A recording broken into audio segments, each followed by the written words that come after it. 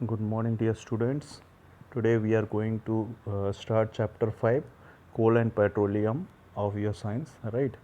So in this chapter we will going study about what is coal and what is petroleum. Actually these are the fuels which daily life. Petroleum तो आप बहुत ही अच्छे से जानते हैं. Petroleum के काफ़ी प्रोडक्ट आप लोग जानते भी होंगे, जैसे डीजल है, पेट्रोल है और ऑयल वगैरह हो गया. क्रूड ऑयल जो है वो भी पेट्रोलियम का प्रोडक्ट होता है. कैरोसिन आपके घर में यूज़ होता होगा, और कैंडल वगैरह जो रोड सरफेसिंग के लिए यूज़ होता है, ये सब जो है वो पेट्रोलियम का प्रोडक्ट है. और कोल भी आप जानते होंगे, ठीक है, एनटीपीसी फैक्ट्री में यूज़ होता है, और घर में भी आपने जो कोल वगैरह आपके यहाँ आता होगा, राइट. तो इस चैप्टर में हम इन सब चीज़ों के बारे में पढ़ेंगे. सारे पेट्रोलियम प्रोडक्ट हमको जो एक्चुअली ये क्या होते हैं बेटा, एनर्जी के सोर्सेज होते हैं, ठीक है. तो इनसे हमको एनर्जी मिलती है, ठीक है. जैसे आप घर में खाना पकता है, आपके गाड़ियाँ चलती हैं, तो ये सब एलपीजी गैस जो हो गई, ये भी पेट्रोलियम प्रोडक्ट है. So we use various material for our basic needs. Some of them are found in nature and some have been made by human efforts. बहुत सारे सब्सटेंस हम यूज़ करते हैं जो कुछ नेचर में होते हैं और कुछ ह्यूमन एफर्ट्स से बनते हैं, ठीक है. जैसे आप यहाँ पे देख रहे हो, तो 5 point activity 5.1, make a list of various material use by us in daily life and classify them as natural and man made. तो आप कुछ घर में जो भी आपके मटेरियल्स होंगे उनके नेचुरल और मैन मेड में क्लासीफाई करना है इस टेबल में, ठीक. तो ये आपको करना चाहिए. Does this list included air, water, soil and minerals. तो क्या इस लिस्ट में एयर, वाटर, सॉइल, मिनरल वगैरह आ रहे हैं क्या? Since all these are obtain from nature, so they are called natural resources. तो ये सारी चीज़ हमको, जैसे एयर हो गया, सॉइल हो गई, वाटर हो गया, ये सब हमको कहाँ से प्राप्त हो रहा है बेटा? नेचर से. तो हम इसको किसको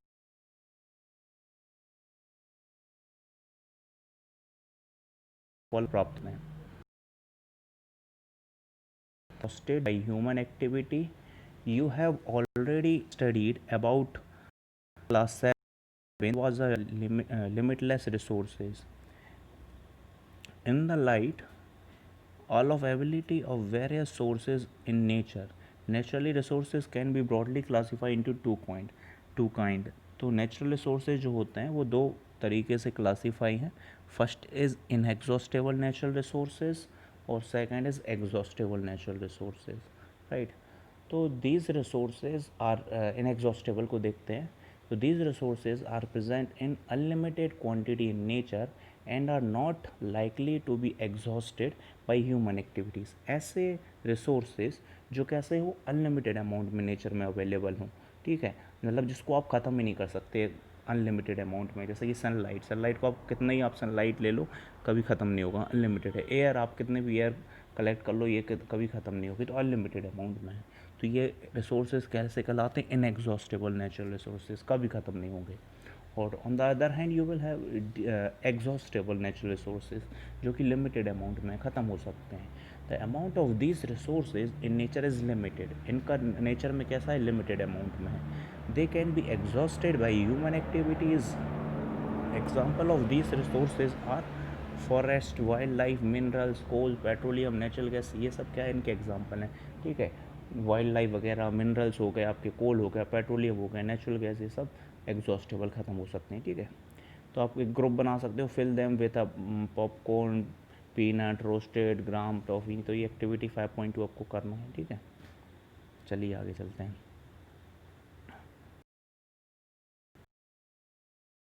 The eatable in the container represent the total availability of exhaustible resources like coal, petroleum, or natural gas. Each group may have different consumption.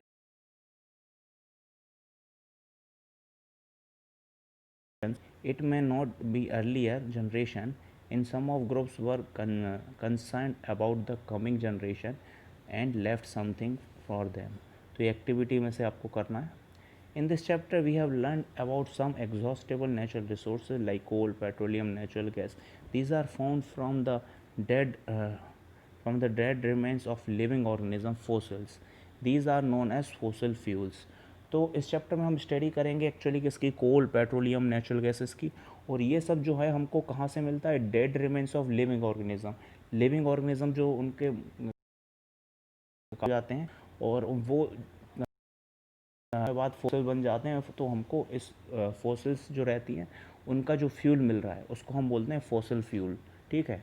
ये सब लिविंग ऑर्गेनिज्म से काफ़ी टाइम में होके ये डिकम्पोज होके प्रोसेस होते हैं, तो ये फॉसिल फ्यूल का नाम होता है। कोल के बारे में, कोल क्या होता है और कैसे हमको मिलता है, ठीक है। तो यू मे हैव सीन कोल, आपने कोल देखा होगा, काला पत्थर होता है, ठीक है। पहले स्टीम इंजन चलते थे ट्रेनों में, तो वो भी कोल से चलते थे, ठीक है। टी चलाते हैं वो भी उसमें कोल डला रहता है, कोल से चलता है, तो ये आपने काफ़ी जगह देखोगे आप कोल। तो you may have seen coal and heard about it, figure for point it it is heard as stone and it is black in colour. एक पत्थर जैसा होता है और काले रंग का होता है। Coal is one of the fuel use in cook food, खाना बनाने के लिए यूज़ होता है। Earlier it was use in railway engine, railway engine में यूज़ होता था पहले, तो produce steam to run the engine. It is also use in thermal power plant, thermal power plant में भी यूज़ होता है to produce electricity. Coal is also use as fuel in various industries, बहुत सारी इंडस्ट्रीज़ में as a fuel use होता है कोल बेटा, ठीक है। तो ये है कोल के बारे में। अभी हम चलते हैं स्टोरी ऑफ कोल देखते हैं। तो where do we get coal from, where do we get coal from and how it is formed, तो कहाँ से हमको कोल मिलता है और कैसे उसको लेके आते हैं। About 300 million year ago the earth had dense forest in low laying wetlands area. तो कई सालों पहले मतलब डेंस फॉरेस्ट हुआ करते थे अर्थ पे, वेटलैंड एरियाज होते थे। Due to natural process like flooding these forest get buried under the soil. तो मतलब नेचुरल प्रोसेस की वजह से बाढ़ वगैरह और कई ऐसे प्रोसेस हुई नेचर की जिसकी वजह से वो दब गए ज़मीन के अंदर, मिट्टी के अंदर, राइट। और फिर वो जो रॉक्स हुए वो सब टूट के इसमें उसमें कोल में कन्वर्ट हुए। तो as more soil deposited over them they were compressed and the deeper and deeper under high pressure and high temperature coal. As coal contain many carbon, तो ये काफ़ी टाइम इसमें टेम्परेचर गया, जो डेड प्लांट थे वो किस में कन्वर्ट हो गए, कोल में। एज कोल कंटेन मेनली कार्बन, तो कोल में मोस्टली क्या होता है, कार्बन ही होता है। The slow process of conversion of dead is called carbonisation. तो ऐसी स्लो प्रोसेस को अंडरलाइन कर लेना, एस से लेके कार्बोनाइजेशन से। तो as contain many carbon the slow process of conversion of dead vegetation into coal, ऐसी स्लो प्रोसेस जिससे डेड वेजिटेशन किस में कन्वर्ट होते हैं, कोल में। इस प्रोसेस को बोलते हैं carbonisation. Since it is very since it was formed from remain of the vegetation, coal is also called a fossil fuel, a coal main shown in figure। तो कोल को भी हम जो है वो fossil fuel के नाम से जानते हैं, ठीक है। तो आप ये डायग्राम देख रहे हो, यहाँ पे आपको कोल माइन से कोल निकाल रहा है, ये कोल माइन बनी हुई है। तो यहाँ पे देखिए, weighted in air, air coal burn,